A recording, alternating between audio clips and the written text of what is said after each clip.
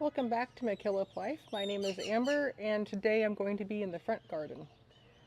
And every summer we set aside $500 for our summer garden, and some summers are more expensive than others, especially when you're setting up a new garden space. So my goal has been to have white pots lining the entire front of the house, all the way along the line, all along the front. So this garden space has turned out to be more expensive than expected because of the way I'm filling the pots. The idea is to create a wicking system where there's water as a reservoir in the bottom of the pots. We don't have soil going down the entire length of the pot. So the bottom is going to have lava rock, then mulch, and then potting soil. And one bag of lava rocks is $7. And each pot takes 2 bags of lava rocks, plus a half a bag of mulch, and so forth and so on. So it's just got really pricey. So at this point, I'm just filling them as we have the money for them. Throughout the summer, I'm hoping to continue filling them as I make additional income. But at the moment, this morning's task is to pot up that second pot, and we'll be going shopping for some plants to fill it in, then setting up the irrigation system for this little front garden, and troubleshooting the irrigation system in the back garden, as well as the normal every week landscaping chores such as mowing and trimming, because we have gotten rain recently. So come along for the journey and let's see how far we get. Today is going to be a very warm day. We're in the mid 70s compared to what it's been. It's been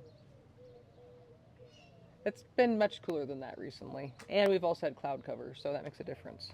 So let me show you how I do this. So on these pots, I like to arrange it so the labeling isn't facing the driveway as much as possible. Just make them look like white pots. There is a label here, but it'll eventually come off. And I am a gardener who likes gloves. It makes me braver to get into soil that may have bugs in it, and protects me from random splinters from the mulch. So here's my bag of lava rocks. I chose lava rocks because they are porous, so the water can go throughout them, and it's not going to be just solid weight. So there's more place for water to be held.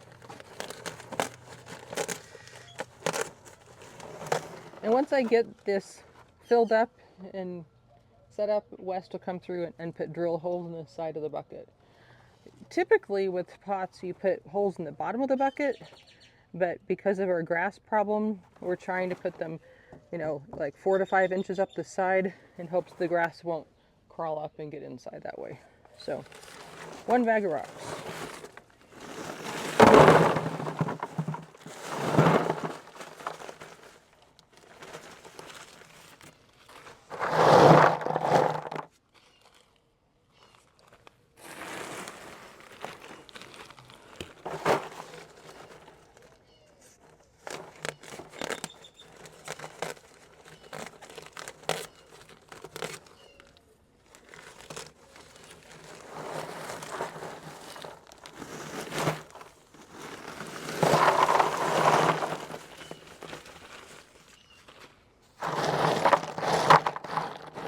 Okay, so got 2 bags of rocks.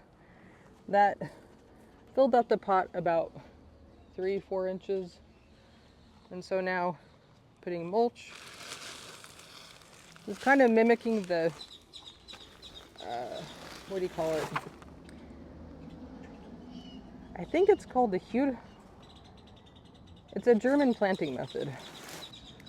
So I'll put the name of the planting method on screen because I don't remember how to say it, but it's a German planting method that you basically plant on rotting logs.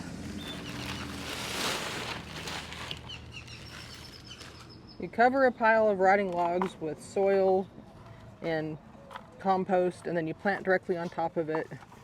And the rotting logs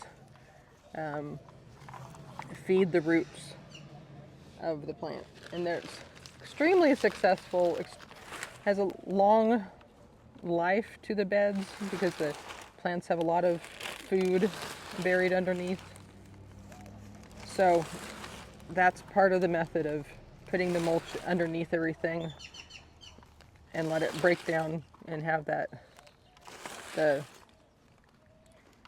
add to the life of the soil underneath the ground. Now, in some ways, yes, there's parts of nature that are like that, that have the buried organic matter like that, but then it's also kind of opposite of what you see with the dirt, with the mulch and the falling leaves and the wood on top. So it's interesting when you start getting into different methods of planting. This is a way of offsetting the cost of setting up the pots because you're not filling the entire thing with expensive, nutrition-enriched potting soil. So the rocks, you know, may eventually decay a little bit into dirt. You know, the wood will definitely decay and break down into soil.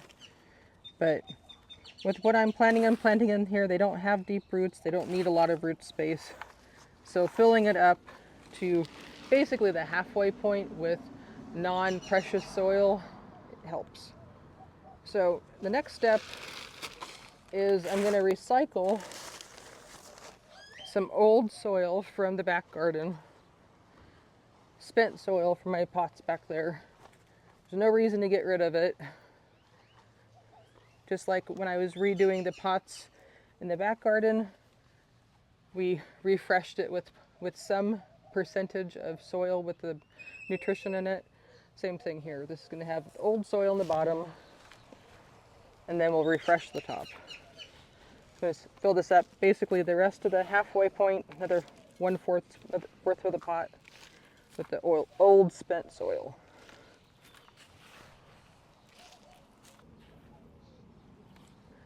Minus the pecans that the squirrels bury.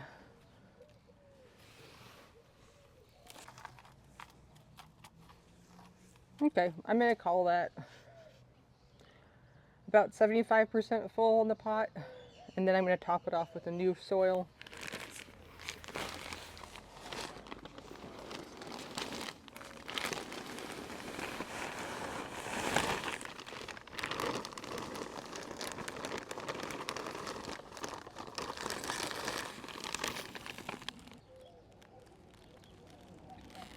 Now, this soil isn't necessarily wet, so it will shrink down, so I'm going to kind of overfill it. Actually, I'm going to let it be, because when I put the plants that we buy from the garden center today in here, they'll bring their own soil too, which will displace some of this and bring it up.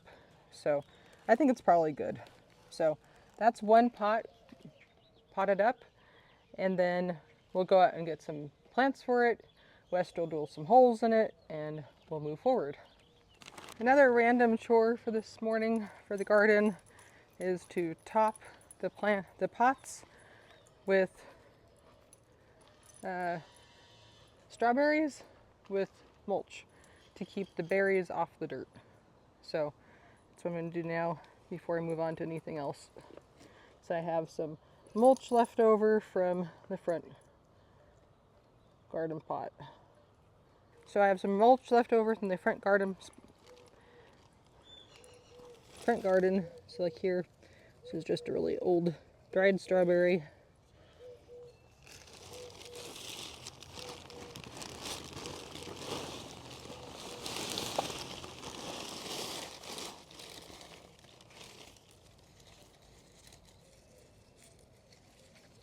Now this may stop them from sending out roots or runners and starting new plants, but at least it'll protect the fruit that they do give us this year.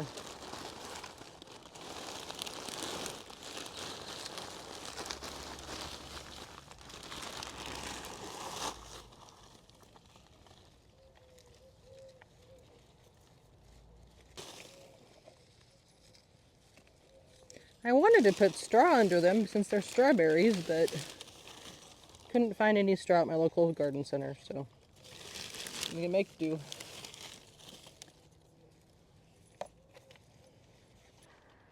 I'm a little bit hesitant to put mulch underneath these ones because I have a lot of baby basil and cilantro coming up and I don't want to block them. So I'm going to hold off on putting mulch around these plants. But I do have some strawberries over in the herb garden, so let's go over there. So here we are.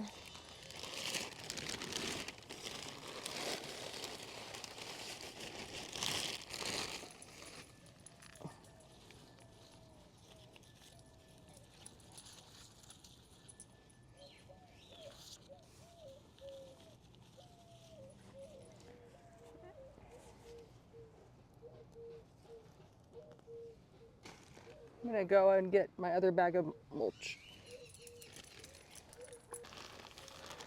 So here I have my other bag of mulch, and my plan is to spread this bag all over the herb garden, not just around the strawberries, because this garden is ground level and it has more of a tendency to get weeds in it. So as I'm spreading it, I'll also be weeding too.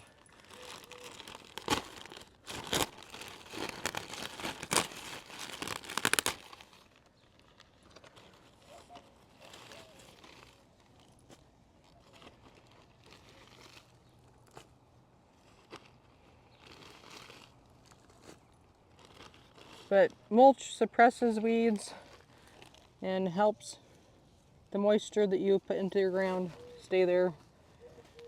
Obviously, if you have plants that have problems with mold or fungus, then you don't really want to put mulch around them because that'll just encourage the whole situation. I don't think I'm going to put mulch around the asparagus because I want them to come up whenever they feel like it.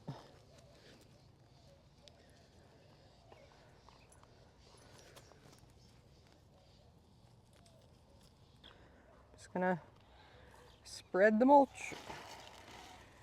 What are the garden chores in your area at this time? Are you finally at that planting out stage? We are. This is Mother's Day weekend and I'm filming this. So this is the traditional planting out time for my area. Even though like previous videos I said, got impatient, planted a little bit early. But turned out to be okay. We were still pretty cool and we were in the 40s. So some of the hotter plants aren't thriving necessarily, but they didn't die, so that was good. The peppers and the tomatoes are still going. But I expect the next couple weeks I'll see them take off some because of the higher temperatures.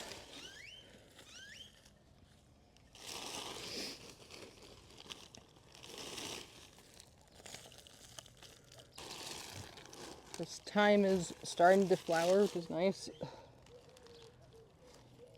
So many pecans.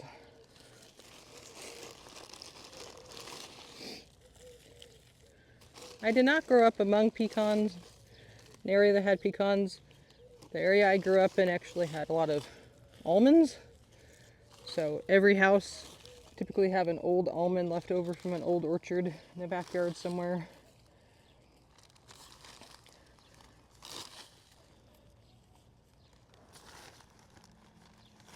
And since they were old trees and they weren't very prolific, whereas pecans seem to spread very easily. Looks like I might have a flower coming up here. That looks like maybe even a rudbeckia.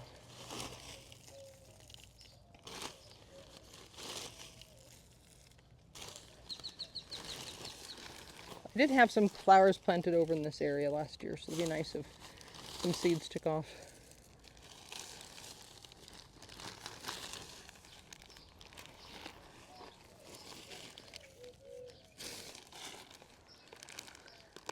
This plant has really amazed me. It's lemon balm. Before last year, I never had it in my garden. And it seems to evidently really like this area. It's coming back stronger than before. I know I've drinking tea and had supplements with lemon balm in it, but I've never actually used it straight from the garden before. So if you have any suggestions on how to use lemon balm, let me know, because we have plenty of it.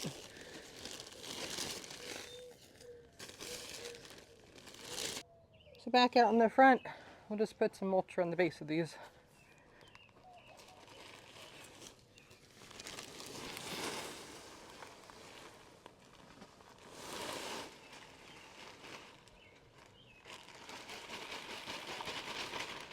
And go get a rake.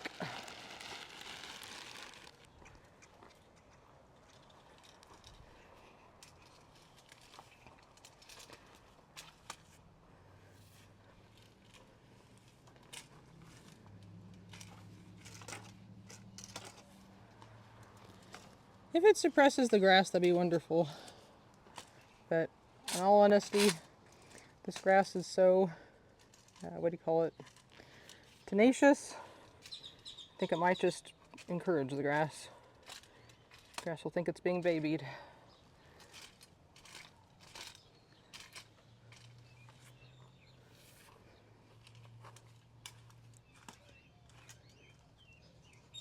So that's the end of the special chores until we go out and shop for plants and continue on. So I'll see you in a second, for me in a little bit. Welcome back. It's now the afternoon and we ran to our local native garden center. They do xeriscape landscaping that does well in our area with little water. So we got plants. Some of them are familiar and some of them are new to us. And so let me get these potted up in our new pots. I have decided that I want to raise the level of the soil as much as possible in these because I have some varieties that will be trailing and I don't want to give them more of a challenge to get to the rim and go over the edge. So first thing is I'm going to add some more soil to both of these pots.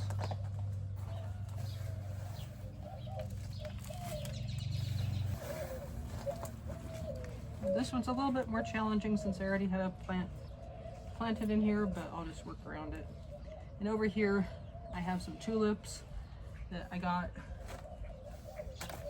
and evidently they got drowned out. The grocery store pot didn't drain, and so I'm just praying that they'll dry out and recover and come back.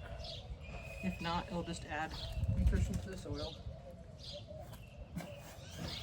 I'm going to avoid planting in that area because I know those are there.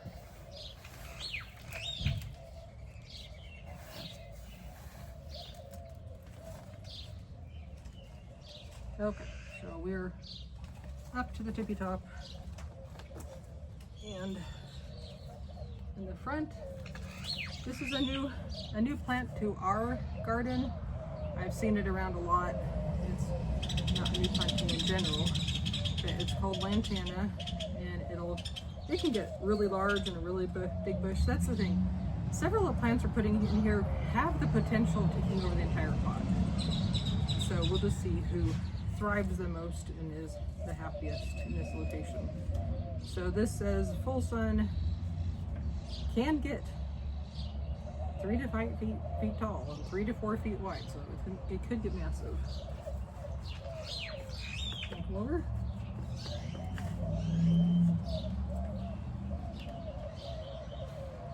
So I'm going to put this in the front where it can trail over the edge.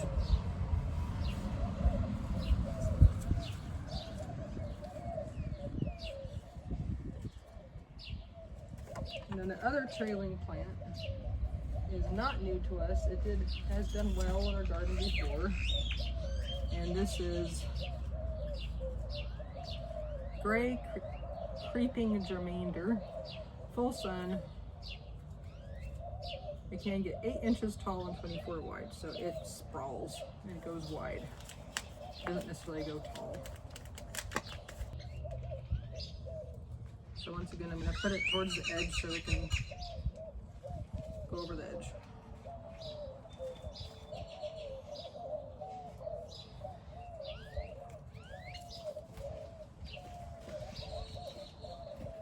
So this one is new to us. It has the potential of getting large as well. 18 to 20 feet high, or sorry, 24 inches. Yeah, 20 feet would be pretty amazing. Like a sunflower height. Anyways, so 24 by 24, and it's in the salvia family, and it's called lipstick autumn sage. So I'm gonna put this in the back. So I don't think I have any ones that are taller than this.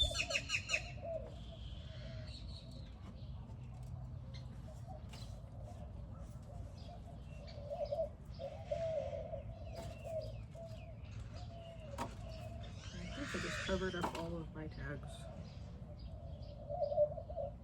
Nope, already moved them. Okay. And then we have two more, which are new to us. But they're in, well, actually three more. But these two are in the same family. They are dianthus. And it says 12 by 24. So half the height of this one in the back, and this one is 6 to 24. So, but this one is called Zing Rose, and then this one, the white one, is called Everlast White, and it's supposed to have flowers that stick around for a long time, which is why they call it Everlast. Before I put these in, I want to check my last plant that's going to go in here. The last plant is not new to us. We've had it before and we really like it. And it's actually flax, which we might eat flax seeds. So flax plant is really pretty. It gets some blue flowers. And this one says 4 to 20 inches tall. So I think I'm going to put this near the back and then these ones in the middle. To give them a chance of, it'd be nice to have like 2 flax plants in here, but maybe I'll transplant some from the other pots that I rescued from the garden. I don't know. I'll put this in the back.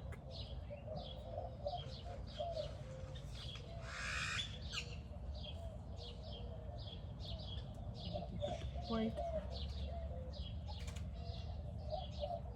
So we'll have a range of colors from white to pink to blue to orange and yellow with the lantana. This is a little dusty purple blue color.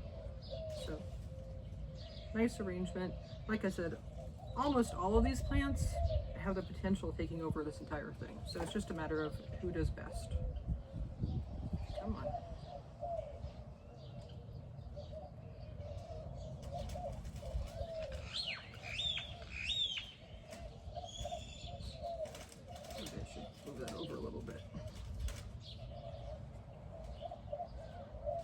I'm not sure if we'll have a chance to do the irrigation tonight because it's already after 6. We haven't had dinner. We like to wind down relatively early, especially when we have church tomorrow, and we usually there pretty early too. So I'm gonna do very similar planting, but same thing over there, but just avoid where I've planted before. So this is a nice mix of plants we're familiar with, plants we're not. If you ever drive through Phoenix, lantana absolutely loves it there. You can see they plant it alongside the freeways. You get massive plants. So I know it loves sun and heat. But I've never owned one before, so this is the first.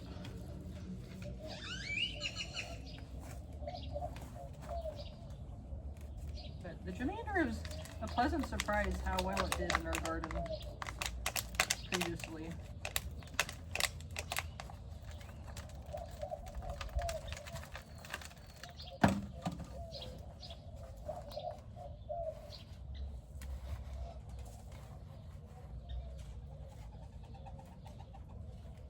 But all of these plants should come back. should be perennials for us, which would be nice. So Pine West, it's been such a disappointment year after year putting money into this garden when plants that should come back and the grass just smothers them. But hopefully this will be a changing of the tide and our investment will return now that we're putting them in pots.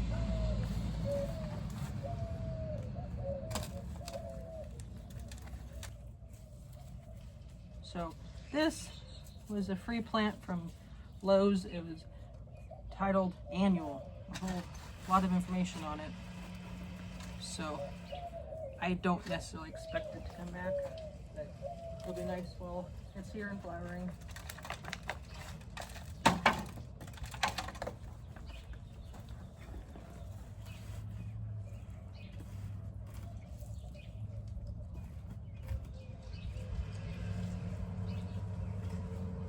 Okay, and now, last but not least, flax.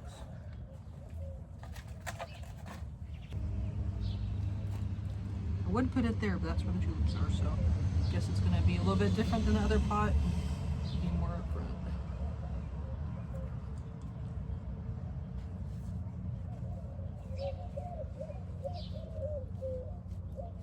Okay.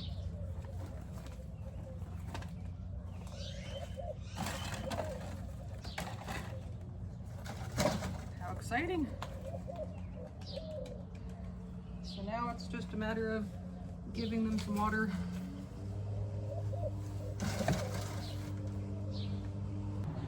So West is going to come out and drill a hole in that second pot for me, and then I'll water them and it'll be done. It'll be planted out for the spring. Like I said, as we come up with money, we may save and put in more pots alongside the house, but if not, at least I have flowers in front of the house and it's a start. I can always, you know, I do want to eventually try to reuse these too, but I'm really letting them have the test of time of proving that they don't have grass in them, and that's already proven false when a couple of times we've been pulling grass out of them. But anywho, thank you for joining us today for this garden episode. This is going to come out after the fact, but I hope you've had a wonderful Mother's Day. And until next time, feel free to like and subscribe.